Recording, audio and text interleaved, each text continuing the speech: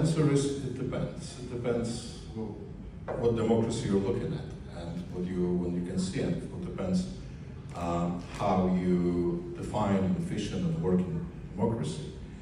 Let me say something from the writer essayist point of view, not political one, because I think our trouble with democracy now runs much deeper than we can expect. There are three major forces right now in motion against democracy. So I would say that democracy is not in decline, democracy is under attack. Democracy is under the pressure. And of course, there is a pressure from tyrants who are trying to steal democracy and use it as a disguise, just like Vladimir Putin is doing with so-called sovereign democracy. Or even in China, there are some parts of the country where so-called democratic experiments are conducted. But we can all agree that this is not democracy we are talking about, not the one we do care about what happened to it. First, let's talk about big tech, big corporations, multinational corporations, who doesn't need a citizen, they need a consumer. And they do not democracy because democracy is a threat to them, because democracy can build and execute boundaries for a lot of different kind of actions that are not in the interest of the societies. So this is the first major force. And another one, there is a consequence of it. Part of this big businesses with big tech is the world of social media, and I think, if you remember, most famous novel by French writer Michel Houellebecq, the English title was Atomized. I think it's a perfect metaphor of what was happening in postmodern world. We are atomized, the families are atomized, the societies are atomized. And when the society is atomized, it's really easy to manipulate, and it's easy to turn the citizens into consumers. And this is exactly what's happening around us. Of course, part of it is also a large cultural change, cultural shift, with cult of self-realization and the extreme individualism in a digital age, when you always can hear that you and only you is the end of the everything, and the most important thing is you. You can be anything you want, anyone you want, you can change your nationality, you can change your family, you can change your gender, you can change anything, you can just reinvent yourself. And what does it mean? It doesn't mean there's no foundation to anything, and there is no common good. And where is no common good, there is no need for democracy. So there is, I think, another problem here. And of course, we do have the third problem.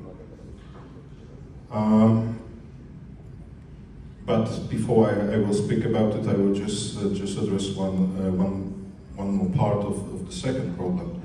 With this cult of self-realization goes the immaturity problem. And immaturity in politics is a very dangerous thing, because you're not able to see the consequences of your action. Which is actually a paradox, because young people around the world used to say that everything is connected. We live in Gaia, and the forest and the air and everything, and what people's doing and the animal living, everything is connected, and every action has a consequences. But they cannot see that the same rule applies to the political life. That every time when you make a choice, there will be consequences for your life, life of your family, life of your society, state of your state. Yeah. So that's the last part of the second problem. The third problem is, I think democracy is like a justice in law. I mean, it works only when the rules are simple and clear, and everyone can understand it. And when the same set of rules is for everybody. When the people are seeing that judicial system is corrupt, that you can run away with things because you were born in a better place, or you have money, or you have influence, or you're part of the ruling elite, builds mistrust to the judiciary system. And the same thing happening with democracy. So we are going back to who's a player and who's a watchman in democracy. And the watchman is starting to play, to bend the rules. That's a fatal mistake, and this democracy cannot work. So I think the problem with the democracy now in many places is there's too much people convinced they can do absolutely anything if they are thinking they are right. Even if they are right only in their own opinion.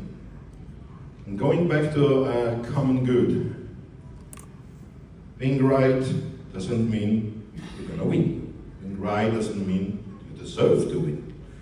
Being right doesn't mean you can force someone to share your opinions. Being right doesn't mean you can prohibit the opinions of the others. And last, I would like to say, beware of adjectives. There is no one single kind of democracy that applies to every country on earth. We have a lot of different democracies because we have a lot of different electoral laws, for example. So we have to be very careful.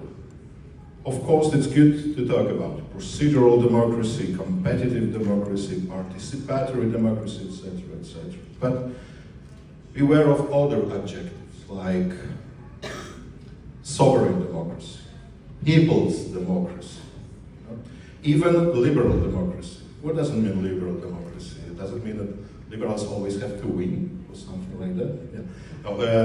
Let me finish with the joke about the adjectives. In Poland, we used to say in the communist time, what is the difference between democracy and the socialist democracy? It's the same as between chair and electric chair. So beware of adjectives talking about democracy.